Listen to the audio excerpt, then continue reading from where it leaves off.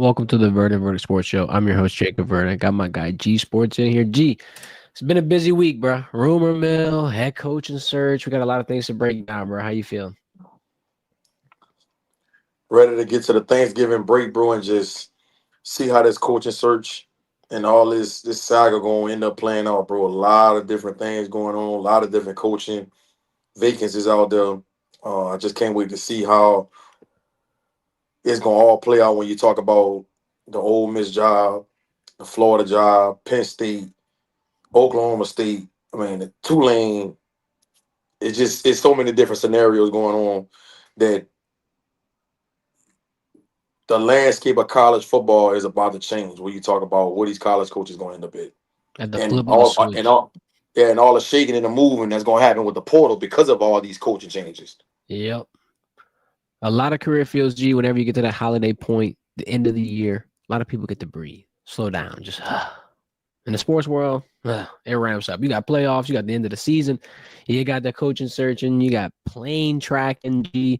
Supposedly this morning, this guy right here was the center of attention. If you've been living under a rock, Mr. Lane Kiffin, I'm calling him LK. I've given him a damn nickname already for the boot. There was supposedly a flight from Baton Rouge to Oxford, then to Gainesville this morning. I had the internet in shambles. Everybody had 2 cents to put in on this topic. All I'm going to say is, like I told you before the stream, G, this is the issue with tracking planes. I'm not an FAA expert.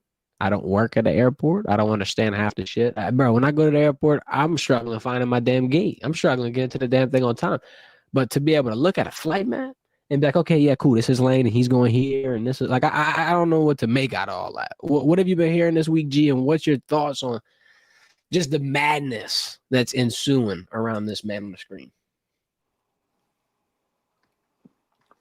When you talk about the type of magnitude of jobs, LSU, Florida, Penn State, this is going to be the talk of the television every day because of the prestige, the rich history of all these programs, the type of coach Lane Kiffin is. He's been a very popular coach going back to his days when he was at Tennessee, and he got on a press conference and said all these different things that went viral. I like to think that Lane Kiffin is not pressed to make a quick decision. Although if you LSU and you Florida, you want to have a decision made by Thanksgiving because of what like we've been talking about, the portal, these high school kids, coaches that's gonna be on your staff. You don't want to let this play out too long. From what I've heard over the last 48 hours, that Lane Kiffin is definitely leaning toward LSU. But the kicker is Ole Miss is putting things in place from an NIL perspective to make sure that Lane has anything he needs to be able to pay his players and have the resources to have Ole Miss working in the same realm of a LSU, or Florida, or Oregon. That's what I'm hearing. This not coming down to if Lane is going to be the highest paid coach in all of college football. This coming down to, can Lane take care of his staff? Can Lane get the best players that he wants to go get in the portal and in high school? That's what it's coming down to. And although I'm hearing that he's leaning toward LSU, do not count Ole Miss out, bro. I really think that from the different people I talked to that's involved at Ole Miss, the different people I've talked to that is in that building at LSU, they would not be surprised if he decides in the end to remain at Ole Miss. He really wants to coach in his playoff. The AD doesn't want him to coach in the playoff if he's not staying. That whole scenario is gonna get real ugly. Uh, you know, when you look at the criteria for when they pick who's gonna be in the playoff, if you don't have a coach or certain players that's not gonna be involved in the game, it could affect Ole Miss not getting in. Going back to what happened to Florida State a couple years ago, Yep, I was just thinking about that. Jordan Travis breaking right? his leg. Jordan Travis breaking his leg, Florida State undefeated, they don't get in. So it's a lot on the line right now, bro. It's a lot on the line. I think Lane Kiffin has already made a decision. That's just my hunch. That's just my gut. I think he's made a decision. I think he knows where he's going to be. I think he's going to keep it quiet though. I think they're going to try to, as hard as it's going to be, he's going to try to figure out a plan where, let's just say he does decide to leave Ole Miss and go to LSU. He's going to get guys in place that he wants to be on his staff to get on the ground and start moving and shaking to get the guys in the portal, take care of these high school recruits until he gets finished with this college playoff. I really think that's the perfect scenario for Lane Kiffin. I think it's easier said than done, right? Because I think some type of way is going to leak out. What do you think about the concept that, to your point, he already has his decision made up? So has he been using one of these schools as leverage potentially? Seems like the obvious thing. On Wednesday, I was talking about two concepts. One, I was talking about the fact that if everybody wants you, now you can pretty much make any school do your bidding. Like he could be sitting here leading Florida on, and in reality, Florida never had a chance. And then the second question I want to ask you too, the talks about the contract, him jumping Kirby Smart, becoming the highest paid college football head coach with that G, it seems all too obvious. There comes an additional level of scrutiny. We know that the pressure is going to increase coming to LSU regardless. That's understood. But when you become the highest paid coach, that type of raise, I feel like just puts a unprecedented amount of pressure on Lane Kiffin. So, I mean, to your point, you're talking about gut feelings. My gut, I think he stays in Oxford because he's already built something there. He doesn't have to restart. Sure, LSU has more resources and facilities, but I like what you said, and maybe not for our hopes of getting them, but just collectively with him staying, if they're going to push and get the boosters, and this is kind of their moment, like LSU had with Bryce Underwood when he broke everybody's hearts and all the boosters were like, oh, shit, we got to throw some money together in the hat. This is Ole Miss's moment with their feet held to the fire where it is put up or shut up. If they're going to make it happen, we'll have to do it right now. And I can attest to this. Since Lane has been in Ole Miss, he's running Ole Miss like they're Alabama, like a Texas, like a Florida, like a Oregon, like a LSU. He's running it like that, bro. He has all the different analysts in place. He has one of the best, if not the best personnel department in the SEC. Austin Thomas was there for a little while, a couple years, right? Kelvin Bolden was there a couple years over there with him, right? I have a relationship with Pete Golden. Pete Golden compared the way Ole Miss is ran by Lane to how Saban was running in Alabama. Now, of course, it's not Bama. They don't have the championships and the SEC championships and things like that. But as far as how it's being ran, from a resources standpoint, from having the different guys in personnel, the analysts, things of that nature, Pete Golden has said that Lane is running it similar to Bama. So with that being said, the only question mark that Lane is probably going to have is, can we keep it up with the NIL? Can we do like we did last year? Because you got to think about it. Last year, they spent way more money in the portal than they did this year. Last year's team was the team we thought was going to do what this year's team doing. Mm-hmm. So we know Ole Miss can do it. I think Lane's biggest question is, can we do it year in and year out? And if the AD at Ole Miss can promise him that, I think you see him staying in Oxford, bro. If he can't promise him that, if he can't put out a plan to show him exactly this is how we're going to be able to do it for the next 5 to 7 years or 5 to 10 years, I think you see him leave LSU. So, for the people that think this is about him being the highest paid coach in college football, I'm not hearing it. I'm hearing, don't get me wrong, he wants to be compensated. Don't get it twisted. But he's more so worried about being able to go get the top tier players year in and year out. That's his focal point. And if Ole Miss can make sure they keep their NIL package in place and do it at a high level like they've been doing since NIL started, and they've done a good job. They've been got some really good players over the last few years in NIL with the NIL. I think Lane stays put.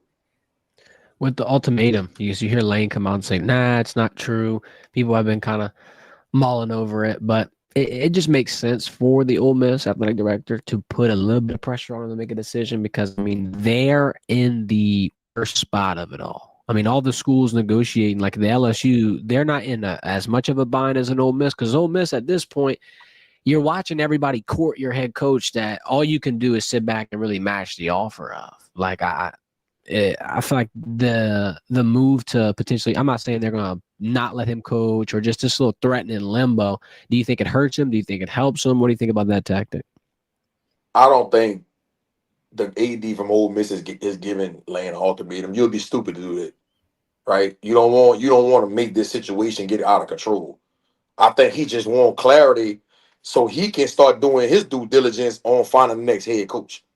Whether that's Eli Drinks from Missouri, whether that's John Summerall, whether that's Dan Mullen, right? Because that's the names that's coming up to try to replace Lane at Ole Miss if he does leave. He's just trying to start checking all his boxes, and that's fair. That's fair as an AD to be able to to want to be proactive and make sure your program is not on the back end of things when if Lane decides to leave, Yeah, because right? he got no leverage otherwise. Yeah, you can't just sit here and wait and hope that Lane ain't going nowhere, and then boom, he leaves, and now you miss out on some of these guys you could have got. And you got to think about the playoff too, bro. Ole Miss don't know just say Lane leave. Ole Miss don't know the next time they'll be in this situation. They have a legitimate shot to make a run. There's no team in college football this year that's just a clear-cut favorite in my mind. I know Ohio State's number one in the country. I know they've been playing at a high level. I know Texas A&M number two in the country. I know they've been playing at a high level. I don't look at them like I looked at Georgia and Bama in the previous years when they was number one, number two in the country and said, Right. man, it's gonna be hard to beat them in the playoffs. I'm not saying it. I'm saying if you get to them, if you're in that top 5, top 6, I think any one of them teams has a chance to hold that trophy up.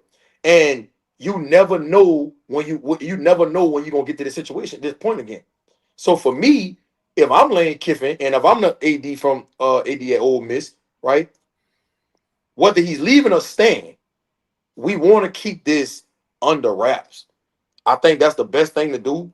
And he would be a fool. Let's just say Lane say he leaving. To me, and it's just my personal opinion, to not let him coach the playoff is a mistake. I just think that's something you can't do. I just would have something in place where, look, Lane, we're gonna let you coach if you're leaving. If you're gonna coach the playoffs, let's have something on in writing that you're not gonna take any of these players from Ole Miss.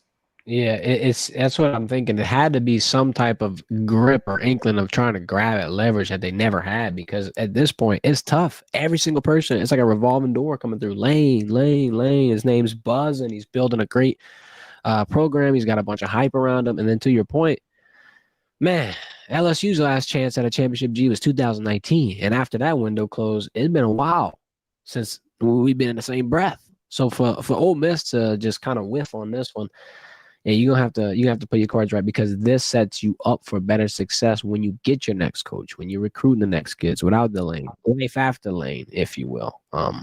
I just got a strange feeling that he gonna stay put in Oxford. I think that's the most obvious choice. I really feel like that, bro, and because you just never know when you might get this opportunity again. Can you imagine if he won a national championship at Ole Miss? Bro, he would be the godfather forever. And he would look like this would be the best, at least coaching, bet on yourself moment that I've seen in college football. If he stayed put at Ole Miss, that won would the be natty, turned it into a powerhouse. Yes, that would be legendary. And you did it with a Division II quarterback from Ferris State. Yeah, bro, true. Bro, come on, man. Shout out Chambers, bro. Everybody doubting him, man. Everybody doubting him. Coaching cycle. Interesting. Got a lot of comments in the chat. Let me hop into a couple of them real quick before we switch gears. So, our guy Damon in the chat saying, what if Sark leaves Texas? Gee, what if he don't leave? What if he gets booted out of Texas? What you thinking about all this Sark talk? I saw someone post a clip, bro. Now this one's rough, because I mean, hey, look, you're never gonna win putting things like this out on the internet. But Sark had like his introductory press conference, and he was saying something about, yeah, if we're just saying the same things 3 to 4 years from now, still losing 3 games, then I would be worried. And then they flash forward to, obviously this is year 4 with him, and they do in fact have 3 losses, but they're still fighting. I feel like if things shake up just the right way, I feel like they got a chance for the playoffs. I don't know. You think Sark's out of here in Austin, or is this another overreaction, Kalen DeBoer moment? Yeah, they definitely overreacting in Austin, man. I think Sark is the man for the job. You talk about a coach that is doing it the right way in Texas, in my opinion. This is year one for Arch Manning as a starter, right? Yep. You've seen him get better as the season is going on. Like we talked about at the beginning of the year when everybody was crucifying him, I knew Arch was going to get better, and I knew that Arch wasn't going to be a top pick in this year's draft. I knew it was going to take a while, right? He's going to come back next year, and Texas is going to be one of the best teams in college football as long as they don't have any major injuries and they able to keep they roster in check. Mm-hmm. So Sark leaving, I think, would be a mistake.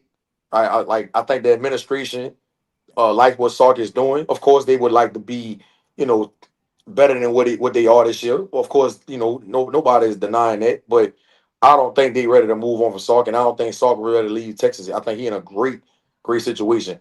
But I will say this: Richard Anderson, the top 5 player in the country from Edna Call, who's committed to LSU. He's going on an OV to Texas this weekend. Mm. Bryson Martinez, one of the best tackles in the country, who was committed to LSU. He's going on an OV to Texas this weekend as well.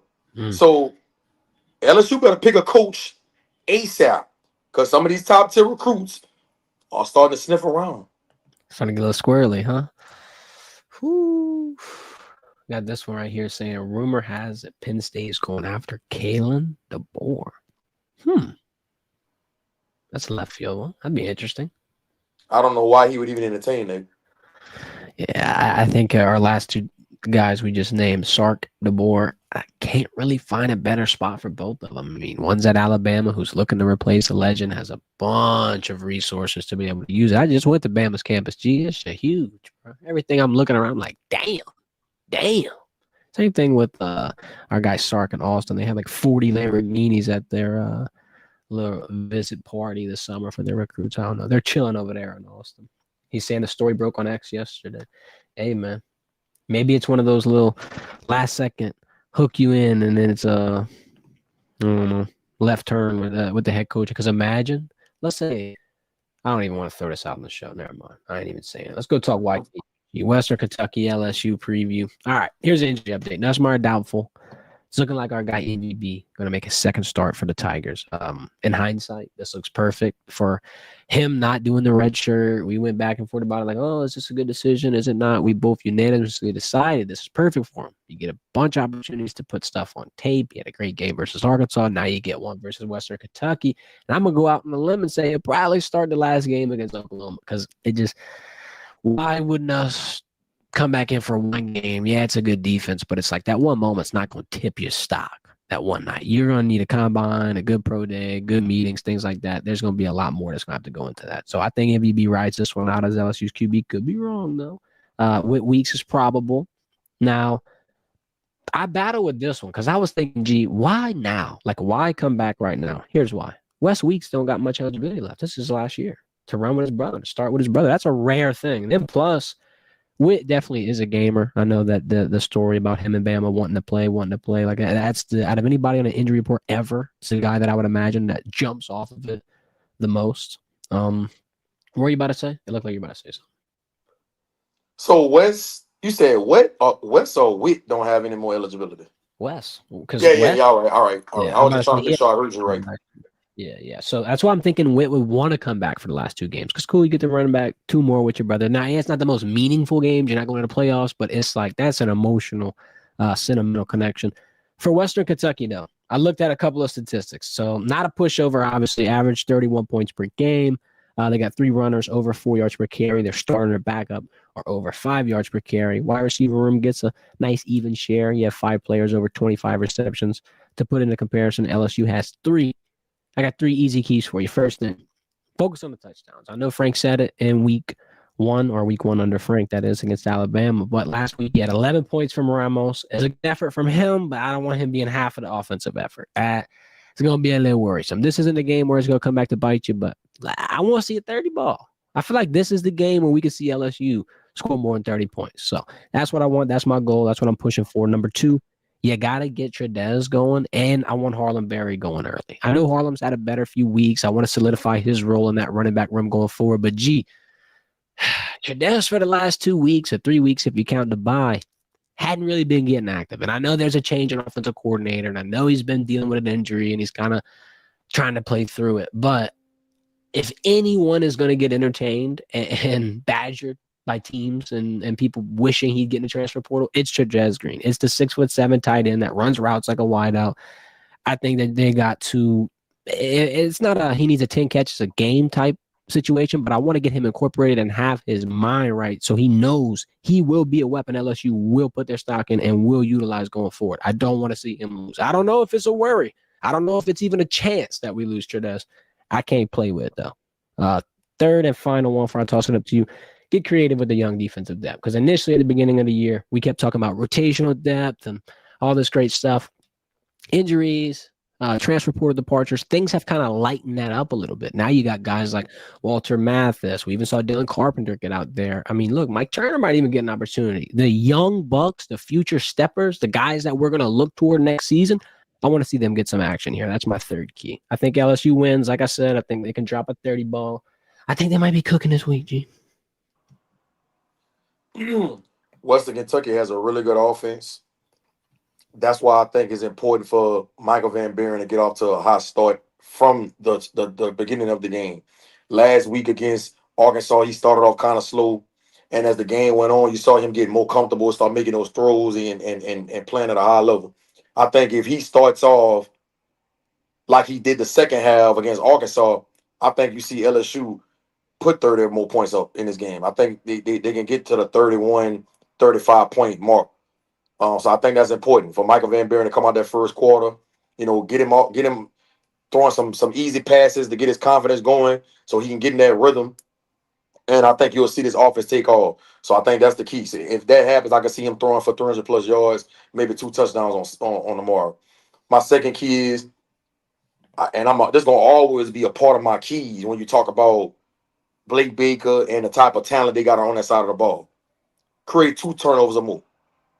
Whether it's a strip sack fumble, an interception, something to that nature. They got to get 2 turnovers to slow that Western Kentucky offense down, just like they did against Arkansas.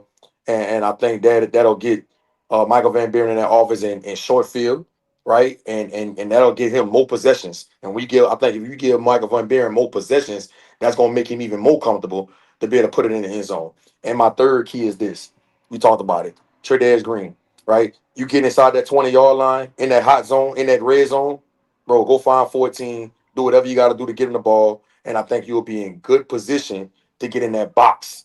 That's my 3 keys. I think LSU win this game 31-17. Oh, I'm going to call the red zone a T zone, man. That's what I'm feeling. Trajez Green. That's my focal point right here. Before we get out of here, I want to ask you. Well, we got to do our top 3 picks, so we're not getting out yet. But Trajez Green, are you worried about him in the portal? Because I don't know why, bro. It's making me nervous. It's probably because he's so talented, and I know, like, if anybody, I don't want to talk out of turn, but, like, if anybody going to leave, it might be like a DJ Pickett or somebody like that, because Trajez already got 2 years on this belt. DJ's younger, but I'm worrying over here, man. We're talking about recruits. I'm worried about the people on the team. Yeah, I think LSU going to do everything in their power to make sure DJ Pickett and Trajez Green is not going anywhere. I think they're going to assure them that they're going to take care of them, compensate them, and we're going to get the best coach in the country. If that's Lane Kiffin, if that's Eli Drinks from Missouri, they're going to get a top-tier coach in there, and I think that's going to keep them in place. And I think Corey Raymond, Frank Wilson, I think those 2 guys will be safe on that staff, in my opinion. So, if that happens, I think you see Trajez Green and DJ Pickett stay put. If you keep Corey, yeah, I think the DJ situation is perfect. That's my worries right there. All right, G, let's hop into this top 3 segment. You're leading by 2, man. You broke away last week. You had a sweep, bro. Got to give you a hat tip. We had a sweep together. I had my first sweep. Now you having your first sweep solo. Come on, man. We doing it. We're not doing it together, but you're doing it. I'm proud of you. Hopefully this week is my turn. Let's start off with an interesting game. Oregon Ducks versus USC. This one's more than meets the eye. I ain't going to lie. Oregon, they've been on the edge a little bit versus top teams. Bro, Iowa, they got a win out of barely. Penn State barely got a win out of. Indiana, close game, wound up losing. They got a rough injury report too. Decorian Moore rumored to be out for the year. That is tough. Trojans off of a big W versus Iowa.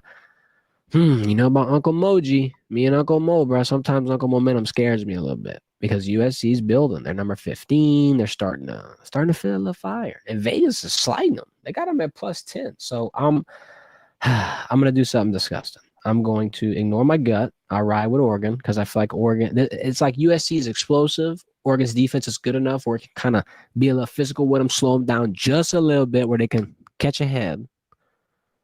And I think that USC can cover a 10-point spread, though, despite losing. So I'll go Oregon money line. That's my pick. That's what I'm putting my beautiful record on the line of. But I think you got a nice opportunity at USC +10 right here. G, how you feeling? I'm going Oregon. I think Oregon is the better team, top to bottom. Although Decorian Moore is out for the season, Oregon has a plethora of receivers in that room that they could turn to. Yep. You know, Bryant, the kid Casper. They got a number of guys that's playmakers, bro. And you know, Dante Moore's been playing at a high level. I think it was only one game this year where he didn't look like himself. But it ain't gonna happen tomorrow though. It's gonna be bombs over Baghdad. I think they have. I think they will take care of USC pretty handily tomorrow. I think they win this game 2 possessions. I'm gonna go 28-13. -395 for the Ducks, man. Not too bad, not too shabby. Let's move on to this one. Mizzou, Oklahoma. Sooners fighting to keep their head above water in the college football playoff race. They float. They beat Alabama last week. G, you got me there. That's how you got the sweep, bro. I thought wrong. Ty Simpson, yeah, like 300, bro. Wasn't good enough. Don't matter. I don't know. I don't think Mizzou has a chance here. I can't lie. And then Mateer, like, he's got a tough back-to-back stretch. Yeah, it's Mizzou and it's LSU. But, G, the stretch don't matter unless you start with a win. Nobody's going to talk about the stretch or the end of the season or the playoffs if you don't start it. You got to start the run at least. So they're going to do good here. If anything, Oklahoma crumbles at the end of the year versus LSU. If anything. And I don't want to put no damn bad juju on them or nothing, but I think they got it this week. I don't know. I'm just going to keep it simple. Oklahoma money line. I don't got no pick on the spread. How you feeling? I'm going Oklahoma, man. They playing at a high level, bro. Their defense balling. Yeah. John Mattel, we know what he's capable of. Has he slowed down since he got the thumb injury? Yeah, but you still see him throughout the course of a game have those flashes where you like, damn, you know, this dude is one of the best quarterbacks in the country, even though production-wise it might not look like it. But, you know, I would love to have John Mattel as my quarterback going into this to the SEC championship if they get there or when they get to the 12-team playoff, bro, because I think they win this game, put themselves in position to lock themselves in to get to the 12-team playoff. So I think they win this game. I think it'll be a close one, though. I got Oklahoma winning this one 27-21. Okay. All right. Found the game. BYU, Cincy. So I want to start this off. The quarterback related, right? BYU lost their quarterback in Retzlaff, and they were able to transition fairly well. Like, I don't think that's getting talked about enough. The number 11 seed having to transition. The quarterback's repping number 47. G, I don't know if you ever peeped that. Dude's rocking the craziest number I've ever seen of all time. Close odds. You get a 2.5-point spread here. I like BYU. I liked them last week. I like them this week. I think they're, I'm not going to say an underrated team because I like Texas Tech better in their conference, but I do like them in this specific spot right here versus Cincy, who's not a sleeper, but I don't think they get it done versus BYU. This was probably the toughest pick out of all the picks today. Yep. I really think it's a flip of a coin. Wouldn't be surprised if this goes either way. I think BYU, when you look at them play, and I watched them play about 2 times this year, I think in the trenches, they're a little better than Cincinnati. Okay. Everywhere else, I think it's pretty evenly matched. So I'm going to go with the trenches, bro, in this game, and I'm going to go with BYU. I think they win this game in an ugly one, man. I think they win this game 20-17. So do we have every pick? Oklahoma, yeah. BYU. Hopefully we sweep, bro. Hopefully we sweep. Someone just said Kiffin made a post to a recruit, come to the SIP. So, ... Hey, man, I ain't worried about that, bro. He keep his business as usual right now. He can't tip the hand, man. This is one of the smartest college football coaches and one of the best trolls on the internet at this point. You know what he's doing. You know what he's doing. I ain't worrying about this. Anything you want to say to the fans before we get out of here? It's gonna be a long weekend, G. Good luck.